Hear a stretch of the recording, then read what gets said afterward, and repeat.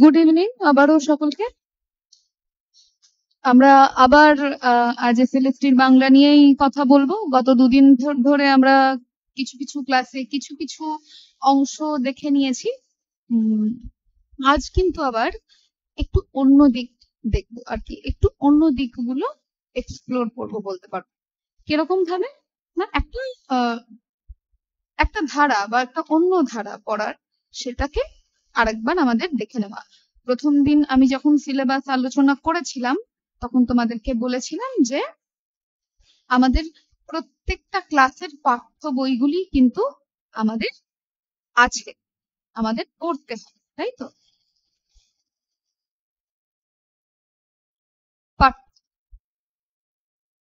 এবার সেটা নবম দশমের বইটা সাহিত্য সঞ্চয়। নবম দশমের ক্ষেত্রে আমাদের কি পড়তে হবে? প্রথম ভাষার সাহিত্য সঞ্চয়। তো আজ আমি তোমাদের সঙ্গে নবম শ্রেণীর সাহিত্য সঞ্চয়ন বা নবম শ্রেণীর প্রথম ভাষায় যা আছে সেগুলো নিয়ে একটু কথা বলব। তোমরা যারা শুনছো তারা জানবে যে আমরা কিন্তু প্রত্যেকটা ক্লাসেই চেষ্টা করব তোমাদেরকে এমন কিছু ইনফরমেশন দেওয়ার যেগুলো তোমাদের এসএলএসটি 2025-এর জন্য ভীষণ রকম ভাবে জরুরি, এবং এই জরুরি বিষয়ের সঙ্গে আমাদেরকে জুড়ে থাকতে হবে এবং বুঝতে হবে যে কিভাবে পড়লে পড়াটা স্মার্ট স্টাডি হয়ে উঠবে, তাই না? প্রথমত আমাদের নবম শ্রেণীর যে বইটা কি, নবম শ্রেণীর প্রথম ভাষা, যেটা নবম শ্রেণীর প্রথম ভাষায় যে গল্প, কবিতা বা প্রবন্ধগুলি আমাদেরকে পড়তে হবে সেগুলো একবার দেখে নিতে হবে।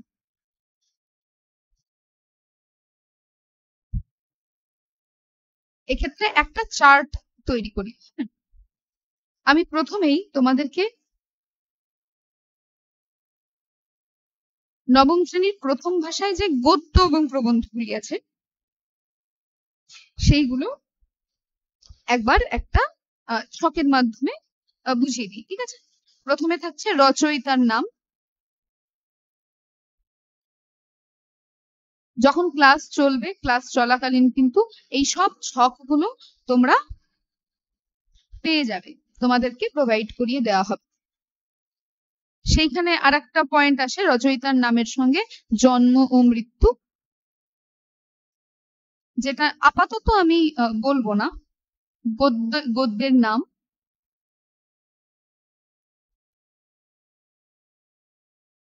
আর মূল গ্রন্থ। মনে রাখবে এই চার্টটা যখন আমরা পাঠ্য বই পড়বো, পাঠ্য বইয়ের ক্ষেত্রে কিন্তু এই চার্টটা একটা ভীষণ প্রয়োজনীয় চার্ট। কারণ প্রশ্ন আসতেই পারে মূল গ্রন্থ কেন্দ্রিক, প্রশ্ন আসতেই পারে রচয়িতা কেন্দ্রিক এবং রচয়িতার জন্ম মৃত্যু কেন্দ্রিক, কারণ এই সব তথ্যগুলি কিন্তু আমাদের পাঠ্য বইয়ে রয়েছে। রচয়িতা কেন্দ্রিক যে তথ্য সেগুলো কিন্তু পাঠ্য বইয়ের পেছনে দেওয়া থাকে। যেরকম প্রথমে আমরা পাচ্ছি বইয়ের প্রথমেই যে একেবারে প্রথম নাটক, সেটা হচ্ছে কালিদাসের। কালিদাসের সেই নাটকটার নাম ধীবর বৃত্তান্ত। ধীবর বৃত্তান্ত যে গ্রন্থ থেকে নেওয়া হয়েছে সেটা হলো কালিদাসের কাব্য অভিজ্ঞান শকুন্তলম।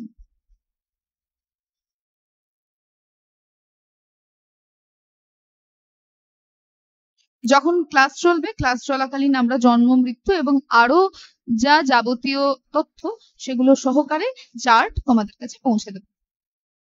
দ্বিতীয়ত যে জিনিসটা দেখছি সেটা আছে একটি গল্প। গল্পটা হচ্ছে অনুদিত গল্প, সেটা হচ্ছে লিও টলস্টয়। লিও টলস্টয়ের গল্পটির নাম ইলিয়াস।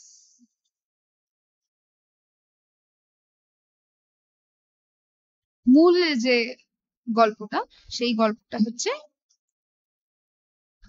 23 টেলস।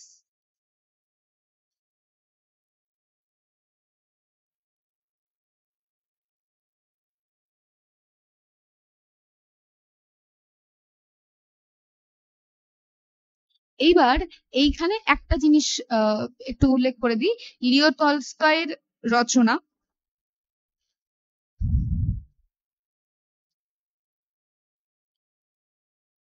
কিন্তু অনুবাদ হচ্ছে অনুবাদ বা তর্জমা। আমাদের বইয়ে তর্জমা শব্দটি উল্লেখ আছে। তর্জমাকার হচ্ছেন মনীন্দ্র দত্ত। অনেকেই আমি দেখেছি, সেটা ছাত্রদের মধ্যেও দেখেছি এবং পরবর্তীকালে অন্যদের মধ্যেও, মনীন্দ্র দত্তকে মনীন্দ্র গুপ্ত লেখার একটা টেন্ডেন্সি। মনে রাখবে, তর্জমাকার কিন্তু মনীন্দ্র দত্ত। এর পরবর্তীতে আসি, আমাদের নেক্সট যে গল্পটা রয়েছে সেই গল্পটা হচ্ছে নারায়ণ গঙ্গোপাধ্যায়ের।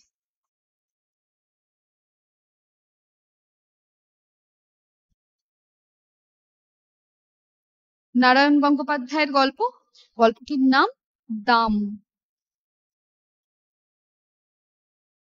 এটা তরুণের স্বপ্ন বলে একটি পত্রিকায় প্রকাশিত হয়।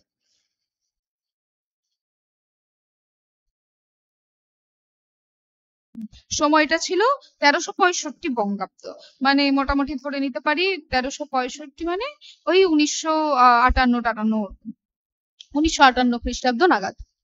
এরপর আসি 4 নাম্বার। আমাদের 4 নাম্বারে রয়েছেন সৈয়দ মুজতবা আলী। সৈয়দ মুজতবা আলীর স্বাভাবিকভাবেই সেটা গল্প নয়, সেটা প্রবন্ধ। সেই প্রবন্ধটির নাম হচ্ছে নব নব সৃষ্টি এবং এটি প্রকাশিত হয়েছিল চতুরঙ্গ পত্রিকায়। চতুরঙ্গ ওই 1960 নাগাদ। এরপর 5 হচ্ছে মহাশ্বেতা দেবী। মহাশ্বেতা দেবীর গল্পটি হচ্ছে ঝোড়ো সাধু।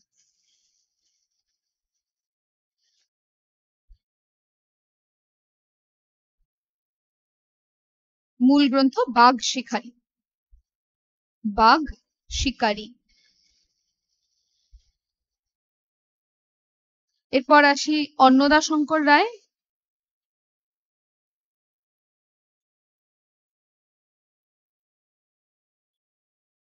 অন্নদা শঙ্কর রায়ের একটি প্রবন্ধ বা একটা ভ্রমণ বৃত্তান্ত আমরা বলতে পারি আছে, পথে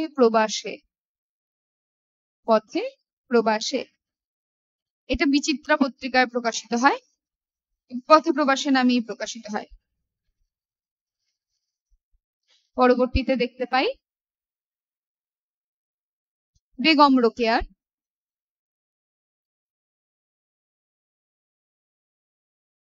রোকেয়ার লেখা হিমালয় দর্শন। এটাও একটি ভ্রমণমূলক।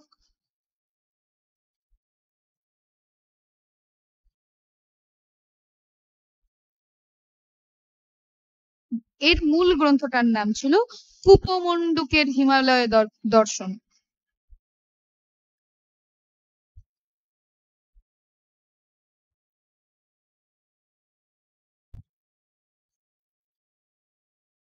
এরপর আসি 8 নম্বরে। 8 নম্বরে আমরা দেখি যে সঞ্জীব চন্দ্র চট্টোপাধ্যায়।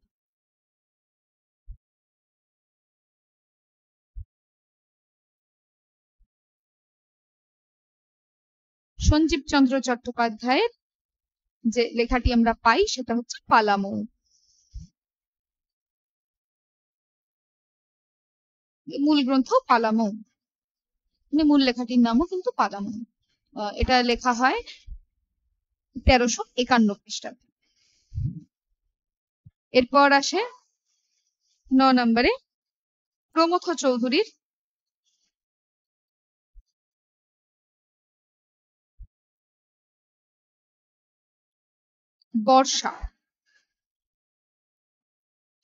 বর্ষা প্রকাশিত হয়েছিল বিচিত্র প্রবন্ধতে। বর্ষা একটি প্রবন্ধই অবশ্যই। এরপর 10-এ আমরা পাই বিভূতিভূষণ বন্দ্যোপাধ্যায়কে।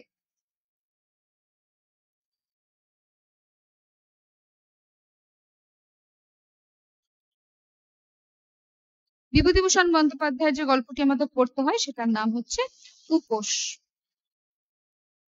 বইটি হলো দুষ্ট লক্ষ্মীদের গল্প।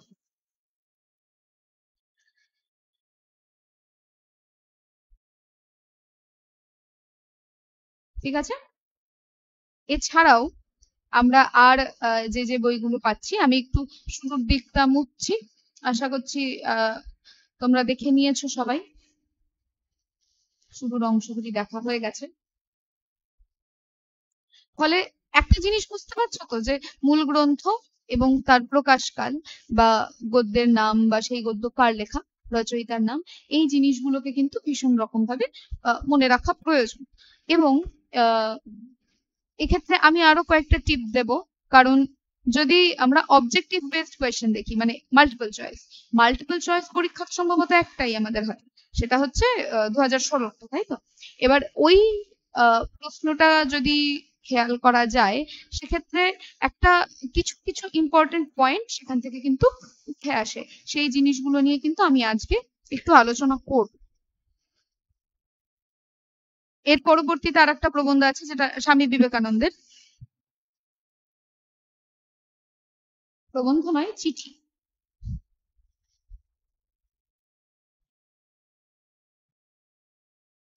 মূল গ্রন্থ হচ্ছে বাণী ও রচনা। এই সব ছকগুলি কিন্তু ক্লাসে তোমাদেরকে প্রোভাইড করে দেওয়া হবে, এবং ছক কিন্তু একেবারে নবম শ্রেণী প্রথম ভাষা কবিতা, নবম শ্রেণী প্রথম ভাষা গদ্য, দশম শ্রেণী প্রথম ভাষা কবিতা, দশম শ্রেণী প্রথম ভাষা গদ্য, একইভাবে দ্বিতীয় ভাষার এবং একাদশ দ্বাদশের ক্ষেত্রেও কিন্তু একইভাবে ছক তোমরা সবাই পেয়ে যাবে। এর পরবর্তীতে স্বামী বিবেকানন্দের পরবর্তীতে যার লেখা পাই, তিনি হলেন প্রেমেন্দ্র মিত্র। প্রেমেন্দ্র মিত্রর আমরা পাই নিরুদ্দেশ বলে একটি গল্প।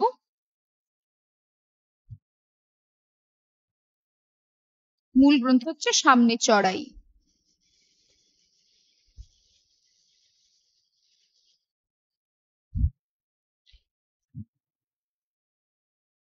এরপর রবীন্দ্রনাথ ঠাকুর,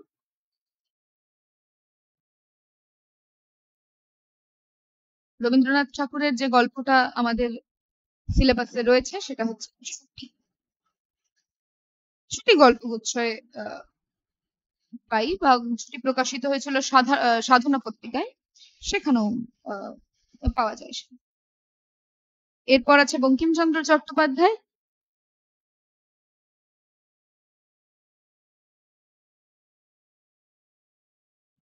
গল্প হচ্ছে রাধারানী।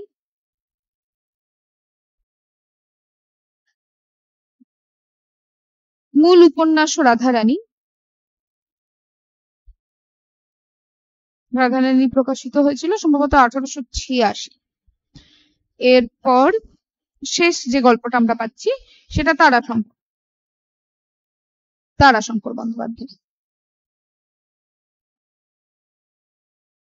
সেটা হলো চন্দ্রনাথ। চন্দ্রনাথ যে উপন্যাসের অন্তর্গত, সেই উপন্যাসটার নাম আগুন। আগুন প্রকাশিত হচ্ছে 1907। তো আমাদের কাছে এই মোটামুটি এই গল্পগুলো কিন্তু আমরা আমাদের সিলেবাসের মধ্যে পাচ্ছি, এবং এই আজ আমি যেটা করে দিলাম, এইভাবে কিন্তু আমাদের ছক করে নিতে হবে প্রত্যেক কবিতাও।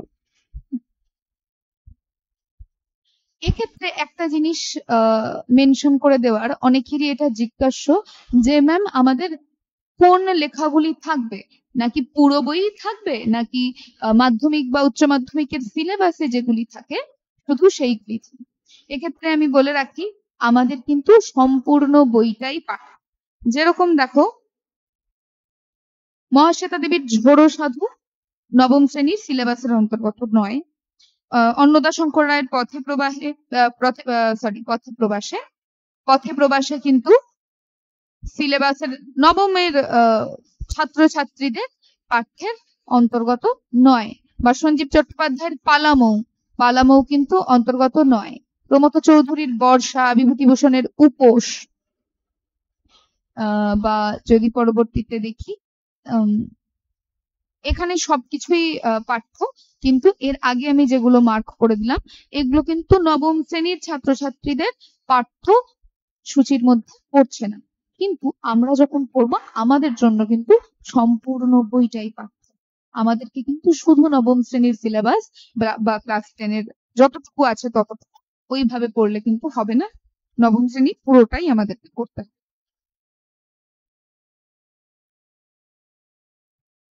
ঠিক আছে, আশা করি তোমরা বুঝতে পারছো আমি কি বলছি।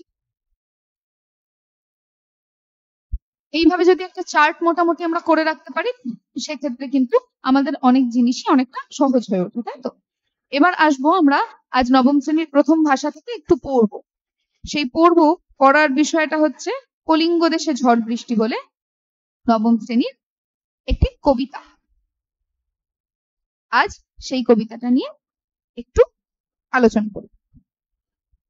এই কলিঙ্গ দেশে ঝড় বৃষ্টি কবিতাটি যাদের জানা তারা তো জানোই, কিন্তু যাদের জানা নয় তাদের জন্য আমি বলে নিতে চাই এটি মধ্যযুগের একটি সাহিত্যিক নিদর্শন। মধ্যযুগের একটি সাহিত্যিক নিদর্শন এবং অন্তমধ্যযুগ। ফলে এর ভাষাটাও ঠিক সাধারণ বাংলা ভাষার মতো নয়, বাংলা ভাষার থেকে একটু অন্যরকম, একটু আঞ্চলিক বাংলা ভাষা, যেটাকে আমরা মধ্যযুগীয় বাংলা বলতে পারি। এবং সেখানে কবি হচ্ছেন কে না, কবি মুকুন্দরাম চক্রবর্তী। মুকুন্দরাম চক্রবর্তীকে বলা হতো কবি কঙ্কন মুকুন্দরাম চক্রবর্তী, অর্থাৎ মুকুন্দরাম চক্রবর্তীর উপাধি হলো কবি কঙ্কন। আমি গত দিনের ক্লাসেও কিন্তু তোমাদেরকে বলছিলাম ওই হরপ্রসাদ শাস্ত্রীর উপাধি এবং পদবী সম্বন্ধে, তাই না? উপাধি হচ্ছে প্রাপ্ত হয় তার কৃতকর্ম বা অবস্থান ইত্যাদিকে কেন্দ্র করে যে কি বলবো খ্যাতিটা প্রাপ্তি, সেইটার উপর ভিত্তি করে যে অ্যাওয়ার্ডটা দেওয়া হয় সেটা কিন্তু উপাধি। আর পদবী হচ্ছে যেটা বংশধারাকে এগিয়ে নিয়ে যাচ্ছে। তো সেই রকম ভাবে মুকুন্দরামের উপাধি কবি কঙ্কন, হরপ্রসাদ শাস্ত্রীর উপাধি মহামহোপাধ্যায়, এবং পরবর্তীকালে আমরা এরকম অনেকের নাম পাবো, যেরকম বসন্ত রঞ্জন রায়ের নাম পাবো বা মালাধর বসুর নাম পাবো। এরা বিভিন্ন ক্ষেত্রে বিভিন্ন উপাধিতে ভূষিত। সেই উপাধি কেন্দ্রিকও কিন্তু একটা ছক হতে পারে। সেই ছকের মধ্যে আমরা জানবো যে কার নামের সঙ্গে কি উপাধি দেওয়া হয়ে থাকে। ওকে, এরপর আসছি মূল গ্রন্থ। আমাদের চণ্ডীমঙ্গল, মূল গ্রন্থ হচ্ছে চণ্ডীমঙ্গল। কবিতার নাম কলিঙ্গ দেশে ঝড় বৃষ্টি, মূল গ্রন্থ চণ্ডীমঙ্গল। মুকুন্দরাম চক্রবর্তী চণ্ডীমঙ্গলকে কিন্তু বিভিন্ন জায়গায় অভয়ামঙ্গল কাব্য বলেছিলেন, বা তার চণ্ডীমঙ্গলকে আমরা অভয়ামঙ্গল কাব্য বলতে পারি। অভয়ামঙ্গলের আক্ষেটিক খণ্ডের অংশ কিন্তু এই কলিঙ্গ দেশে ঝড় বৃষ্টি। কবির জন্ম বর্ধমান জেলার দামুন্না গ্রামে, পিতা হৃদয় মিশ্র এবং মাতা দৈবকী।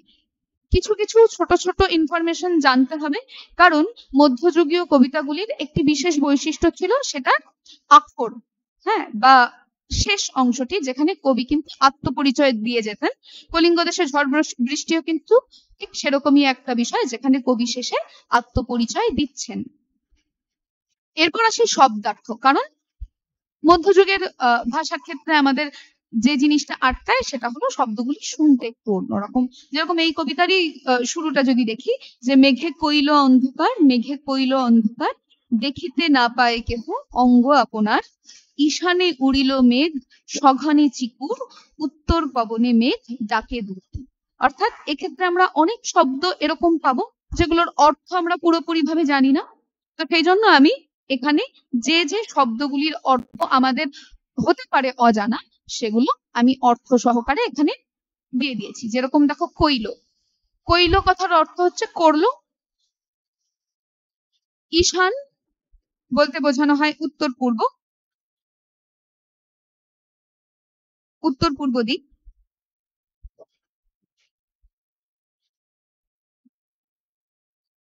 চিকুর, চিকুর অর্থ হলো বিদ্যুৎ। নিমিষিকে, নিমিষিকে অর্থ হলো নিমেষে। চারি মেঘ, চারি মেঘ বলতে চার ধরনের মেঘ বা চার প্রকারের মেঘ কে বোঝানো হয়। সেই 4 প্রকারের মেঘের নামটাও মনে রাখতে হবে, সংবর্ত, আবর্ত, পুষ্কর ও দ্রোণ। এরপর হলো উচ্চনাদ। উচ্চনাদ বলতে বোঝায় জোরে শব্দ। গনিয়া অর্থাৎ গণনা করে। এরকম কিন্তু অজস্র শব্দ আমরা পাবো যেগুলোর অর্থ আমাদের জানা প্রয়োজন। কারণ এর আগে যে প্রশ্নটা হয়েছিল সেই প্রশ্ন অনুযায়ী যদি দেখি, যা প্রশ্ন হয় সব কিন্তু টেক্সট কেন্দ্রিকই হয়, এবং সেগুলো এই অর্থ বা শূন্যস্থান পূরণ এই ধরনের প্রশ্ন কিন্তু কবিতার ক্ষেত্রে বেশি আসে।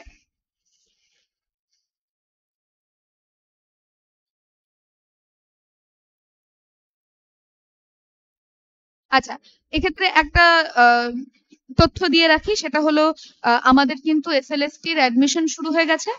7th জুন থেকে আমাদের ক্লাস শুরু হয়ে যাবে পেড ব্যাচে। ফলে তোমরা যারা ক্লাস জয়েন করে নিতে চাও তারা কিন্তু অ্যাডমিশন নিয়ে নিতে পারো। আমরা কিন্তু স্টাডি ম্যাটেরিয়াল সহ এখন যেভাবে ক্লাস আমরা নিচ্ছি সেইভাবেই কিন্তু তোমরা ক্লাস পাবে, এবং যা প্রয়োজনীয় ছক থেকে শুরু করে যা সম্ভাব্য যা দেয়া যায় সবটাই কিন্তু আমরা তোমাদেরকে দিয়ে দেব। ফলে যদি ক্লাস পছন্দ হয়ে থাকে তোমরা চেষ্টা করো যাতে অ্যাডমিশন নিয়ে নিতে পারো। এবার ফিরে আসি আবার পড়াশোনায়। সেটা হলো বিভিন্ন রকম শব্দ পাচ্ছি, যেমন দেখো এই যে একটা শব্দ রড, রড শূন্য রড, রড শব্দের অর্থ দৌড় বা ছুট। তারপরে দেখো এই যে অষ্ট গজরাজ, একটু আগে চারি মেঘ পেলাম, এবার পাচ্ছি অষ্ট গজরাজ। এই অষ্ট গজরাজ কারা কারা? ঐরাবত, পুণ্ডরিক, বামন, কুমুদ, অঞ্জন, পুষ্পদণ্ড, সার্বভৌম, সুপ্রতীক। এক্ষেত্রে প্রশ্ন তোমরা বলতে পারো যে ম্যাডাম মাল্টিপল চয়েস, এত বড় প্রশ্ন কি আসবে? এরকম ভাবে আসতে পারে যে অষ্ট গজরাজের দুজন হলো বলে আলাদা আলাদা 4টে পেয়ার দেওয়া হলো, এবং সেই আলাদা আলাদা 4টে পেয়ারের মধ্যে আমাদেরকে সঠিক পেয়ারটা হয়তো খুঁজে নিতে হবে। তাহলে মানে মনে আমাদের রাখতে হবে, নামগুলো জেনে রাখতে হবে।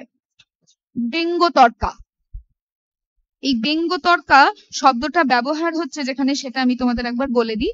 চারি মেঘে জল দেয় অষ্ট গজরাজ, সঘনে চিকুর করে ব্যঙ্গতর্কাবাজ। ব্যঙ্গতর্কা মানে ব্যাঙের মতো লাফ দেওয়া, ব্যাঙের লাফের সঙ্গে বাজের শব্দকে তুলনা করা হচ্ছে, যে যেভাবে ব্যাঙ তরক করে লাফ দেয় ঠিক সেভাবে একের পর এক বাজ পড়ে চলেছে। এরপর দেখো আছে একটা শব্দ করি করো। করি করো মানে, করি করো মানে হাতির সুর। করি শব্দের অর্থ হাতি, তার কর অর্থাৎ হাত বলতে সুরকে বোঝানো হয়। যেরকম দেখো এখানে আরেকটা শব্দ রয়েছে সোঙরে। পরিচ্ছিন্ন নাহি সন্ধ্যা দিবস রজনী, কলিঙ্গে সোঙরে লোক, কলিঙ্গে সোঙরে সকল লোক যে জৈমিনী। সোঙরে মানে স্মরণ করে, আর জৈমিনী হলেন বজ্রপাত নিবারক ঋষি। এরপর আছে আছুক শস্যের কার্য, হেজ্জা গেল ঘর।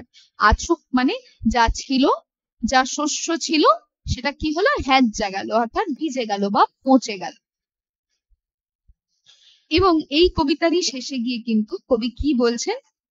চণ্ডীর আদেশে ধায় নদ নদীগণ, অম্বিকা মঙ্গল গান শ্রী কবি কঙ্কন। এই যে অম্বিকা মঙ্গল, আমরা এর আগে পড়েছি না যে মুকুন্দরাম চক্রবর্তীর বইটার নাম চণ্ডীমঙ্গল বা অভয়া মঙ্গল, একইভাবে এই বইটাকে অম্বিকা মঙ্গলও তিনি বলেছেন। অম্বিকা মঙ্গলও কিন্তু তিনি বলেছেন, যেটার উল্লেখ তিনি এই অংশের শেষেই করছেন, এবং নিজেকে তিনি পরিচয় দিচ্ছেন শ্রী কবি কঙ্কন বলে, যেটাকে আমরা বলি এই শেষ লাইনটা অম্বিকা মঙ্গল গান শ্রী কবি কঙ্কন, এই অংশটাকে আমরা বলি ভনিতা। ভনিতায় কবি কি করেন না আত্মপরিচয় দিয়ে যান, আত্মপরিচয় দিয়ে যান। ঠিক আছে, এই কবিতার সঙ্গে আরো কিছু জিনিস যুক্ত হয়। কি যুক্ত হয় না, এই কবিতার বা এই কাব্যের পূর্বসূত্র আমাদেরকে যেটা জানতে হবে, যে হঠাৎ করেই কি এই কাব্যে মাঝখানে এরকম একটা পরিস্থিতি শুরু হয়ে গেল। এইখানে কাব্যটির মধ্যে বা মানে কবিতাটার মধ্যে ঝড় বৃষ্টির উল্লেখ আছে, এই কলিঙ্গ দেশে কিভাবে ঝড় বৃষ্টি হয়েছিল সেই ঝড় বৃষ্টির একটা বর্ণনা আছে। তো এই ঝড় বৃষ্টি কেন হয়েছে সেটা আমাদের জানতে হবে, এবং এই পূর্বসূত্রটা কিন্তু জানা ভীষণ প্রয়োজন যে আচমকাই কলিঙ্গ দেশে কেন ঝড় বৃষ্টি শুরু হলো। 2016 সালের প্রশ্ন অনুযায়ী, আমি এর আগেও বলেছি যে কোনো বোধমূলক প্রশ্ন আমরা দেখিনি সেভাবে, কিন্তু তাই বলে যে আসতে পারে না তারও কিন্তু কোনো অর্থ নেই। মনে রাখতে হবে এই বছর কম্পিটিশন বেশি, এই বছর প্রশ্নের মানও সেক্ষেত্রে কিন্তু উন্নত হতে বাধা নেই, আমাদেরকে সেই রকম ভাবে প্রস্তুতি নিয়ে রাখতে হবে। এবার আসে এই কবিতার কিছু তথ্য আলোচনায়। তথ্যের ক্ষেত্রে আমরা কি দেখতে পাচ্ছি? তথ্যের ক্ষেত্রে আমরা দেখতে পাচ্ছি, আমরা ছোট ছোট করে কিছু পয়েন্ট করে নিয়েছি। যেরকম দেখো কি বলছে যে মেঘ কোন দিক থেকে উড়ে এসেছিল, কোন দিক থেকে উড়ে এসেছিল ঈশান কোণ থেকে। কারণ লাইনটা ছিল ঈশানে উড়িল মেঘ সঘনে চিকুর। ঘন মানে ঘন, ঘন শব্দের অর্থ আমরা কি বুঝি যে মানে খুব ঘন করে অর্থাৎ গাঢ় করে আসা। ঘন মানে কিন্তু মেঘ, হ্যাঁ, মানে ঘন মেঘের মধ্যে মানে মেঘে বাজ পড়ছে।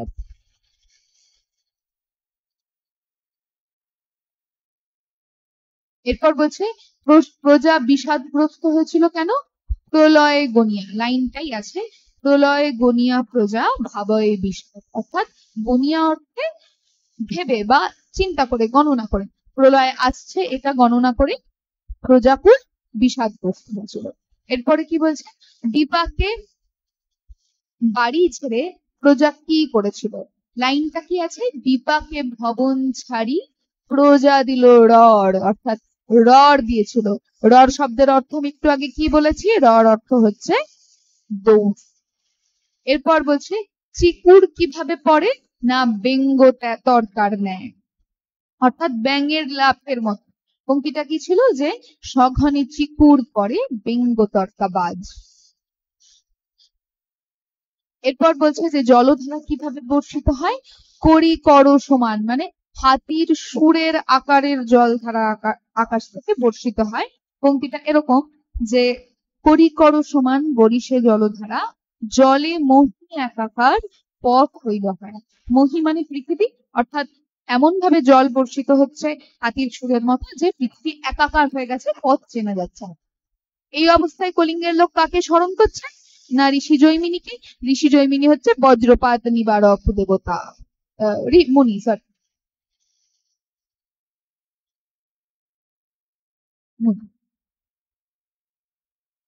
গর্ত ছেড়ে এই সময় কে বেরিয়ে এসেছে? ভুজঙ্গ। ভুজঙ্গ অর্থাৎ কে? সাপ। লাইনটা এরকম ছিল গর্ত ছাড়ি ভুজঙ্গ ভাসিয়া বুলে জলে নাহি জানি জল স্থল কলিঙ্গ মণ্ডল, অর্থাৎ কলিঙ্গ মণ্ডলে এরকম পরিস্থিতি হয়েছিল যে জল এবং স্থল আলাদা করা যাচ্ছিল না, সাপও গর্ত থেকে বেরিয়ে এসে জলে ভেসে বেড়াচ্ছিল। এবং এই পরিস্থিতিতে আরেকটা ঘটনা হয়, চণ্ডীর আদেশ পান বীর হনুমান মঠ অট্টালিকা ভাঙি করে খান খান, অর্থাৎ চণ্ডীর আদেশ এখানে কে পেয়েছিলেন? বীর হনুমান পেয়েছিলেন। এখান থেকে প্রশ্ন আসতে পারে যে হনুমান কি করেছিল না মঠ অট্টালিকা ভেঙে খান খান করেছিল, তাই তো? এইবার একটা কথা বলে দিই, সেটা হচ্ছে যদি আগের বারের প্রশ্নটা একবার একটু চোখ বুলিয়ে নেওয়া যায়, আমায় 2 মিনিট সময় দাও, আমি একটু প্রশ্নটা দেখে তোমাদেরকে বলছি। সেটা হচ্ছে প্রশ্নের, আমি একদম প্রথম পাতায় যাই। হ্যাঁ,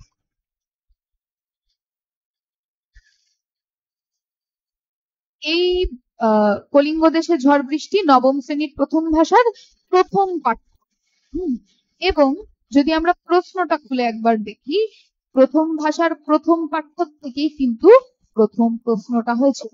ফলে এই পাঠ্যটা কিন্তু বেশ প্রয়োজনীয়, কারণ মনে রাখবে প্রশ্ন সাধারণত শুরু হয় পাঠ্য দিয়েই।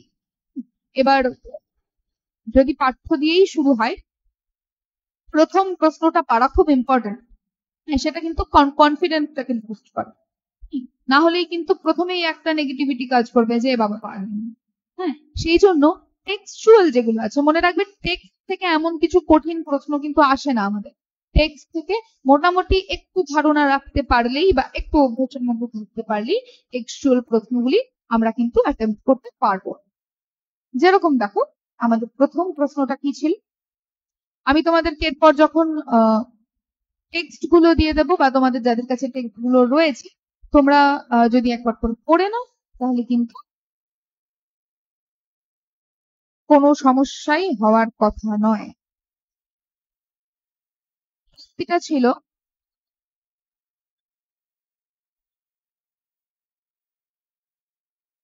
কলিঙ্গে উড়িয়া মেঘ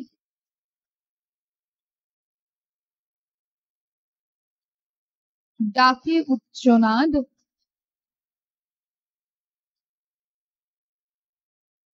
ড্যাশ গনিয়া প্রজা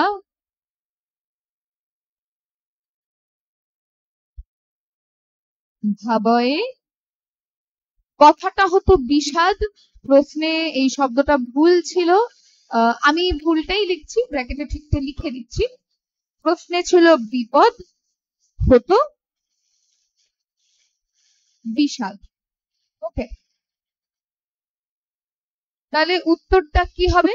কলিঙ্গে উড়িয়া মেঘ ডাকে উচ্চনাদ, কি গনিয়া প্রজা ভাবয়ে বিষাদ, না প্রলয় গনিয়া প্রজা ভাবয়ে বিষাদ। এবার মজার বিষয় হচ্ছে যে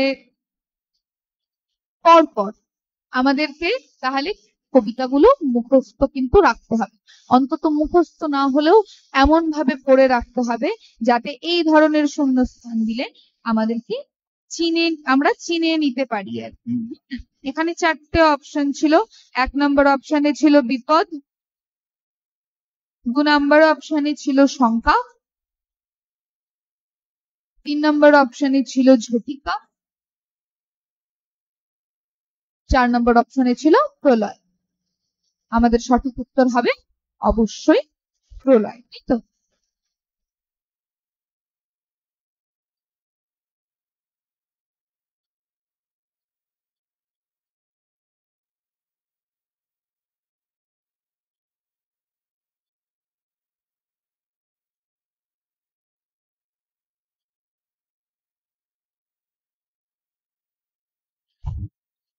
বোঝা গেল তাহলে কবিতা থেকে কোন ধরনের প্রশ্ন হতে পারে।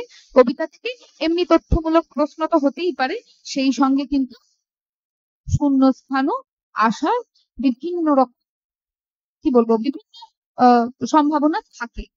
এবং এইসব মাল্টিপল চয়েসের ক্ষেত্রে কিন্তু শূন্যস্থান একটু ভীষণ বড় ফ্যাক্টর।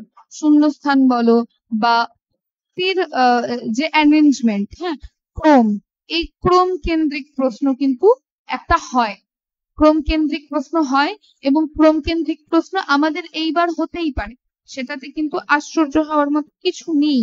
হ্যাঁ, যেরকম ধরো যদি 4টে পংক্তি দিয়ে তোমাকে অপশন দিয়ে দিল, 1 নম্বর অপশনে ক খ গ ঘ, 2 নম্বর অপশনে ক গ খ ঘ, এরকম এরকম ভাবে যে কোন সিকোয়েন্সটা রাইট সিকোয়েন্স, সেই সিকোয়েন্সটা আমাদেরকে খুঁজে বের করতে হবে। অর্থাৎ যে 4টে বা 3টে পংক্তি দেওয়া থাকবে সেই পংক্তিগুলোকে আমাদেরকে পরপর সাজিয়ে দেখতে হবে।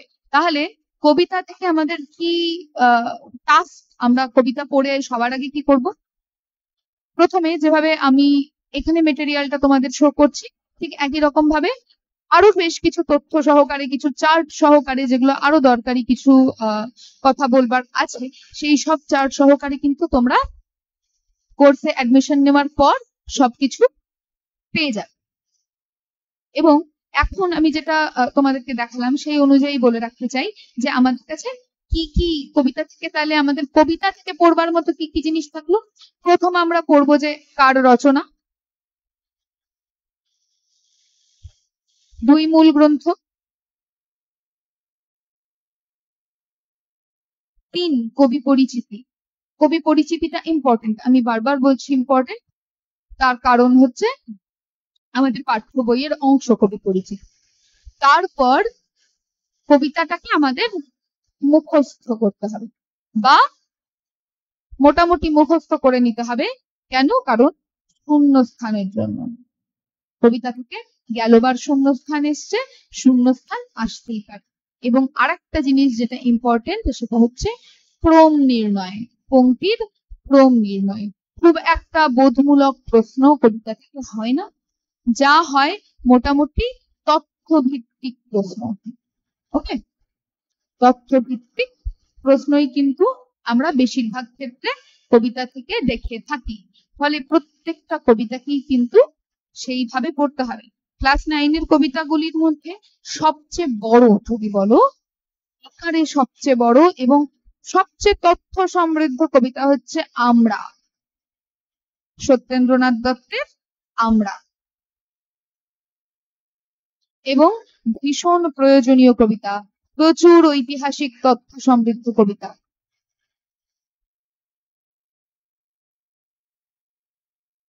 প্রচুর ঐতিহাসিক তথ্য সমৃদ্ধ একটি কবিতা হচ্ছে আমরা। এই কবিতাগুলোকে যদি আমরা ছকের মাধ্যমে বা কোন কোন জায়গায় আমাদেরকে কি কি ধরনের প্রশ্ন পড়তে হবে, কোন কোন জায়গায় গুরুত্ব দিতে হবে, সেটা না বুঝে শুধু অন্ধের মতো পড়ে যাই, তাহলে কিন্তু এই সিলেবাস কভার করা আমাদের পক্ষে মুশকিল হয়ে যাবে।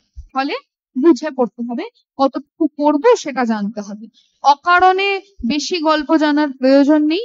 ঠিক পূর্বসূত্রে আমাদের কতটুকু জানা দরকার, বা কি কি ঘটনাগুলো জানলে বা কোন কোন ঘটনা থেকে অবজেক্টিভ হতে পারে বা কোন ধরনের অবজেক্টিভ হতে পারে, এই জিনিসগুলো খুব বুঝে তবেই কিন্তু প্রশ্নক্ষেত্রে এগোতে হবে।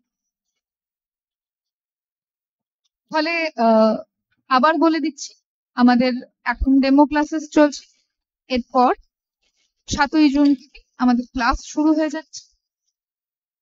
তোমরা যারা যারা ইচ্ছুক তোমরা ভর্তি হয়ে যেতে পারো, কারণ এডমিশন শুরু হয়ে গেছে। এবং এর পরবর্তী ক্লাসগুলি কিন্তু সব পেড ব্যাচেই হবে।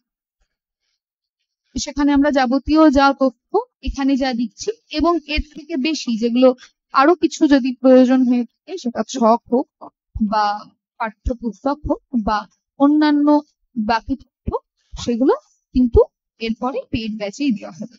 ক্ষেত্রে যদি তোমরা মনে করো যে তোমরা জয়েন করতে চাও, তাহলে কিন্তু জয়েন করে নিতে পারো। ওকে, ঠিক আছে, চলো আজ এই পর্যন্তই। এরপর দেখা হচ্ছে পেড ব্যাচ।